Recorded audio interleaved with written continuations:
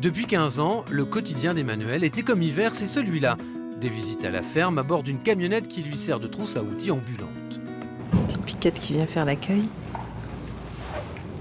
Alors, le but de la manœuvre, c'est de vérifier si les vaches sont gestantes. Donc elle avait lait, tu m'as dit, le 2, c'est ça? Viens ma cocotte. Ned. Mais contrôler qui est enceinte et qui ne l'est pas s'avère parfois sportif. C'est bon ma fille, ça va. C'est fini, c'est fini. C'est bien, j'ai vu. C'est un travail patient en fait. Hein. On fait pas ça, on se lève pas un matin en se disant je vais aller fouiller des vaches, non. Là je vais vous montrer des bébés normalement. Voilà. Là vous avez la coupe d'utérus et là le petit veau qui est du 25 décembre, donc qui a 40 jours quoi. Voilà, c'est tout petit. Hein.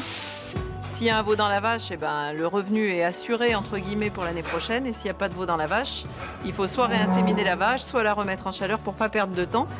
Pour faire ce travail auprès des 80 vaches de Grégoire Forzy, Emmanuel l'a dû convaincre. Avec le temps et le manque de moyens, le recours aux vétérinaires s'était réduit.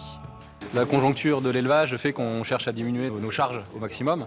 Donc finalement, de faire intervenir le veto à chaque fois, ça représente des coûts.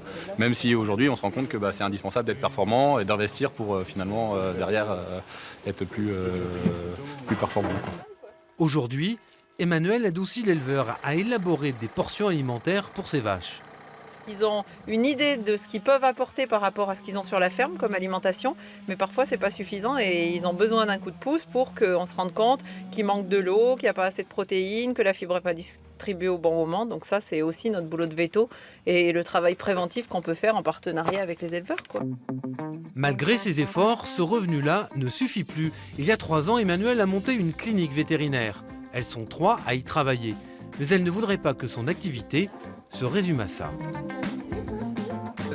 Tout dépend si on veut un veto qui soit un veto sanitaire et disponible pour l'État le jour où il y a une crise sanitaire où on a besoin de nous. Et si c'est le cas, il faut maintenir une activité rurale importante pour que vous ayez des gens qui soient prêts à intervenir dans la seconde où vous êtes appelé par la direction des services vétérinaires pour vous envoyer sur une mission. Si on est tous à faire du chien et du chat dans nos cliniques, eh ben on ne sera pas réactif, c'est tout. Hein. Quelques minutes plus tard, Emmanuel repart dans la neige pour une autre intervention dans une autre exploitation, le sourire aux lèvres, toujours.